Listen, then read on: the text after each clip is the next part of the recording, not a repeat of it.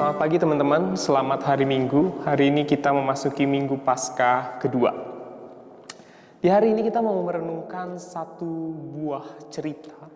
Cerita perjumpaan antara Yesus dengan para murid setelah ia mati di atas kayu salib. Saya mengajak kita semua untuk membuka Alkitab dari Yohanes pasal 20 ayat 19 sampai ayat yang ke-31.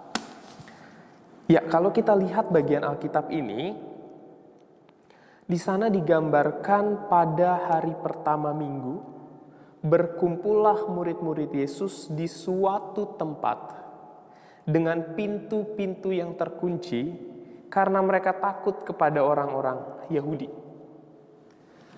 Para murid ketakutan, mereka masuk ke sebuah tempat, mengunci semua pintu. Yang menjadi pertanyaan adalah kenapa mereka takut? Jelas mereka takut karena orang yang selama ini mereka panggil sebagai guru, orang yang selama ini mereka yakini sebagai sahabat, hidup bersama-sama mereka selama 3 tahun lebih, kurang lebih 3 tahun. Orang yang mereka percaya adalah Mesias, baru aja mati di atas kayu salib, tergantung di sana secara tidak terhormat. Maka wajar mereka takut karena kemungkinan setelah itu mereka yang dicari. Itu kenapa mereka masuk ke rumah, ke suatu tempat, lalu mereka mengunci semuanya. Di tengah ketakutan itulah kemudian Yesus yang baru saja mati itu kemudian datang ke tempat itu, menjumpai mereka. Apa kata Yesus? Kita bisa lihat di ayat 19 bagian akhir. Yesus berdiri di tengah-tengah mereka, lalu berkata, "Damai sejahtera bagi kamu." Sang guru, sang Mesias, sang sahabat yang mati baru-baru aja, kemudian datang ke tengah-tengah mereka, bilang damai sejahtera bagi kamu. Kalau kita jadi para murid ya, mungkin ada sedikit keraguan atau setidaknya pertanyaan. Ini benar Yesus nggak nih? Jangan-jangan halusinasi doang nih. Orang dia baru aja mati kok. Tapi tidak diceritakan di sana. Lalu Yesus menunjukkan tangannya, menunjukkan lambungnya kepada mereka. Lalu apa yang dikatakan di sana? Murid-murid itu bersukacita karena telah melihat Tuhan. Dari yang takut, Allah menjumpai mereka, terjadi perubahan menjadi sukacita. Yesus ketika datang gak cuma nyamperin doang. Yesus bilang damai sejahtera. Lalu apa dia bilang? Sama seperti Bapa mengutus aku, demikian juga sekarang aku mengutus kamu. Yesus datang gak cuma datang doang, tapi dia mengutus para murid. Diutus untuk apa? Di bagian ini tidak terlalu spesifik karena mungkin pesannya bukan ke sana. Tapi yang perlu kita perhatikan adalah ketika mereka takut, Allah menjumpai mereka, datang berdiri di tengah-tengah mereka. Ketakutan itu berubah menjadi sukacita. Perjumpaan dengan Allah selalu mengubahkan dari ketakutan menjadi penuh pengharapan. Teman-teman, setiap orang itu pasti punya rasa takut. Setiap orang, dari anak kecil sampai oma opa, pasti punya rasa takut. Kalau nggak percaya, coba tanya mas bagi yang masih punya oma opa. Tanya oma opanya, oma opa punya rasa takut apa? Apa yang paling oma atau opa takuti di kehidupan ini? Atau yang punya adik yang masih kecil, tanya, "Dek, kamu takut apa?" Pasti semua orang punya ketakutan. Tapi perjumpaan dengan Allah mengubahkan seseorang. Bukan berarti orang itu kemudian jadi gak punya rasa takut sama sekali. Bukan. Tapi orang yang mengalami perjumpaan dengan Allah tidak akan dikuasai oleh rasa takutnya. Kenapa? Karena dia tahu ia tidak berjalan sendiri. Karena dia tahu Tuhan ada di tengah-tengah mereka. Di tengah-tengah dia. Lalu yang menarik, mungkin kita bilang, aduh kak, para murid sih enak. Jelas ketika Yesus datang, mereka bisa lihat bentuknya, mereka bisa pegang, bahkan Yesus tinggal bersama-sama dengan mereka beberapa saat. Lah kita nggak bisa lihat Yesus, nggak bisa lihat Allah secara fisik, bentuknya seperti apa, kita nggak tahu. Apalagi nyentuh, gimana kita mau percaya bahwa dia ada bersama-sama dengan kita? Nah itu kenapa pembacaan kita tuh nggak berhenti sampai situ. Pembacaan kita masih lanjut sampai 24 sampai 31. Karena di situ pun Thomas mengalami hal yang sama. Ketika para murid itu berjumpa dengan Yesus, Thomas nggak di situ. Jangan tanya kakak Thomas di mana, tapi yang pasti nggak di situ. Thomas datang nih. Teman-temannya yang tadinya di rumah itu pasti semangat banget. Mereka mau ceritain ke Thomas perjumpaan mereka sama Tuhan. Mungkin ya kalau dalam bahasa sehari-harinya mereka mau bilang gitu, Tom, kemana aja lu? Yesus datang tadi.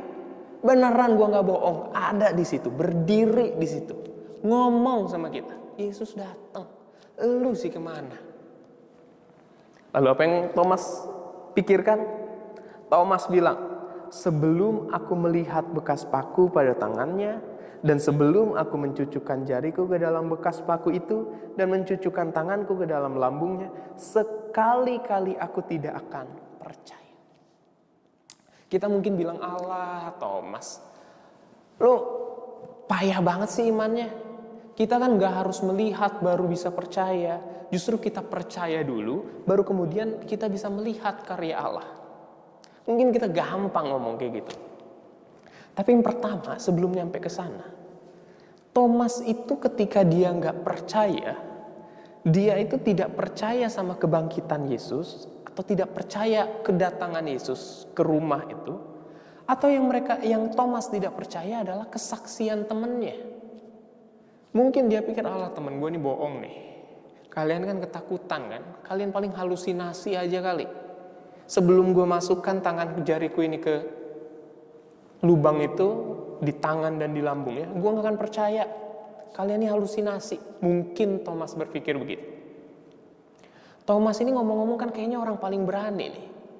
Di saat yang lain mengunci diri di dalam tempat itu, di rumah itu, Thomas gak di situ, mungkin dia keluar. Berani sekali dia. Di saat yang lain takut dan bersembunyi. Atau yang kedua, yang pertama tadi Thomas mungkin gak percaya bukan sama kedatangan Yesus, tapi dia gak percaya sama kesaksian temannya. Lalu yang kedua, jangan-jangan Thomas galau dia. Ketika dia ngomong kayak gitu mungkin dia sedih juga. Mungkin dia berpikir, kok Tuhan datang pas gua gak ada ya? Salah gua apa ya? Kenapa gak nunggu pas gua di rumah dulu baru Tuhan datang? Kenapa pas gue lagi gak di situ Tuhan datang? Kok Tuhan kayak pilih kasih? Mungkin Thomas juga berpikir seperti itu. Tapi itu semua hanyalah tafsiran. Yang tercatat di sana Thomas bilang dia tidak percaya sebelum dia mencucukkan jari ke tangannya dan mencucukkan jari ke lambungnya. Lalu apa yang terjadi? 8 hari kemudian, kita perhatikan ayat 26. 8 hari kemudian, 8 hari teman-teman, seminggu lebih. Murid-murid Yesus berada kembali dalam rumah itu dan Thomas bersama-sama dengan mereka. Pas saat itu Thomas ada di situ. Sementara pintu-pintu terkunci, Yesus datang dan ia berdiri di tengah-tengah mereka kembali. Bayangin setelah kejadian pertama Yesus datang, ada jeda waktu 8 hari. Bayangin bagaimana perasaan Thomas selama 8 hari itu. Mungkin dia ragu, mungkin dia bingung, mungkin dia sedih, mungkin dia merasa kok Tuhan gak menampakkan diri pada saya, salah saya apa. Itu dari sisi Thomas. Dari sisi teman-temannya, mereka juga mungkin kesal sama Thomas. Ini orang kepala batu nih ya, udah dibilangin gak percaya. 8 hari kegalauan itu terjadi. Lalu Yesus datang. Nampaknya Yesus datang khusus buat Thomas. Kenapa? Yesus bilang waktu itu, damai sejahtera bagi kamu. Kemudian ia berkata kepada Thomas, taruhlah jarimu di sini dan lihatlah tanganku. Ulurkanlah tanganmu dan cucukkan ke dalam lambungku, dan jangan engkau tidak percaya lagi, melainkan percayalah. Yesus tahu Thomas ragu. Padahal ketika Thomas ragu, Yesus nggak di situ. Dia datang ngomong secara khusus ke Thomas. Langsung gak pakai babi bu. Thomas, cucukkan. Jangan lagi kamu tidak percaya, tapi percayalah. Pertanyaannya, apakah kemudian Thomas mencoba mencucukkan jarinya? Tidak dikisahkan seperti itu. Ayat 28. Thomas menjawab dia langsung, ya Tuhanku dan Allah. Ini adalah sebuah pengakuan yang kuat dari orang yang tadinya tuh gak percaya. Pengakuan yang penuh kepastian dari orang yang tadinya tuh ragu. Perjumpaan dengan Allah selalu mengubahkan ketakutan menjadi pengharapan, mengubahkan keraguan menjadi keyakinan. Setelah Thomas bilang, ya Tuhanku dan Allahku, kata Yesus kepadanya, karena engkau telah melihat aku, maka engkau percayalah. Berbahagialah mereka yang tidak melihat, namun percaya. Berbahagialah mereka yang tidak melihat, namun percaya. Kisah ini penuh keraguan. Kisah ini penuh dengan rasa galau, rasa takut. Tapi sesungguhnya inti dari semua kisah ini yang bisa kita pelajari hari ini adalah bahwa Yesus itu hadir. Yesus itu tahu ketakutanmu. Yesus itu tahu ketakutan para muridnya sehingga mereka sembunyi di tempat rumah yang terkunci. Yesus tahu keraguan Thomas. Yesus tahu semuanya. Enggak hanya tahu, tapi Yesus hadir di sana, menemani, menjumpai. Teman-teman, saya ingin mengajak kita untuk menutup permenungan kita hari ini dengan sebuah lagu. Karena Kak Alex nggak bisa nyanyi, maka Kak Alex minta orang lain buat nyanyi. Silakan menghayati lagu ini, perhatikan liriknya. Semoga lagu ini bisa menguatkan kita. Tinggal sertaku, hari telah senja, telah makin turun, Tuhan tinggallah,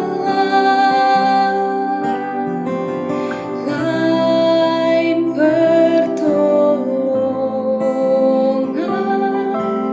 tiada ku temu.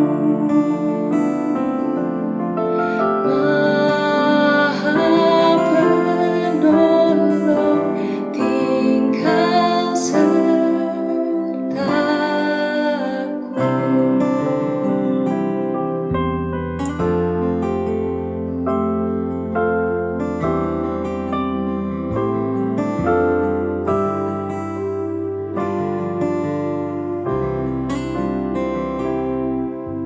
Aku perlukan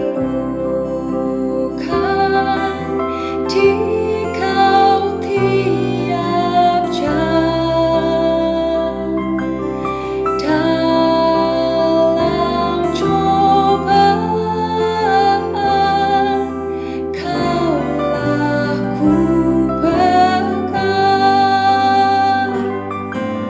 Siapa penuntun yang setaramu, siang dan malam tinggal sertaku.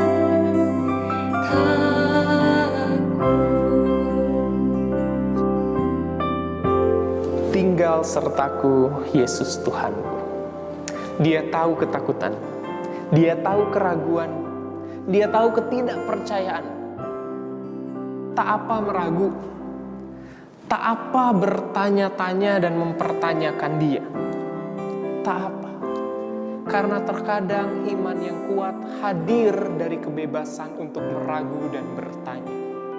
Tapi di tengah-tengah keraguanmu, di tengah-tengah pertanyaan-pertanyaanmu akan kehadiran dia, bukalah sedikit saja celah di hatimu. Sedikit saja. Dan biarkan cahayanya masuk melalui relung celahmu itu dan menerangi setiap ruang di hatimu. Dia hadir, dia tinggal, dia beserta. Ya Tuhanku, ya Allah. Tuhan Yesus memberkati kita semua.